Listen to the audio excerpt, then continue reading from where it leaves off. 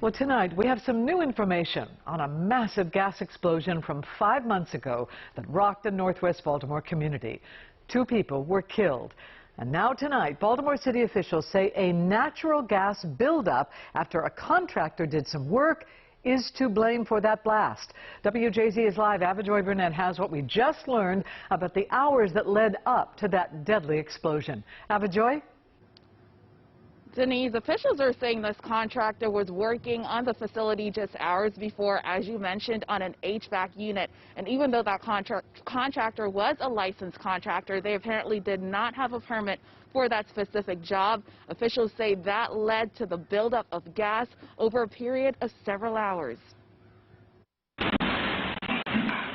This is the moment when a massive gas explosion rocked Labyrinth Road in northwest Baltimore back in August. I personally received a call from my mom, who works at the Giant next door, about feeling an explosion. Now, 5 months later, investigators reveal a natural gas buildup caused the deadly blast. Fire Chief Niles Ford said just the day before the explosion, a contractor was working on an HVAC unit in a basement. Chief Ford said that work caused a large natural gas buildup, and hours later, it was a stove that ignited the explosion. From those readings, a spike in natural gas levels were detected between 1:30 and 2 o'clock in the morning of August 10th. City officials say the contractor was licensed, but a permit for the work has not been found.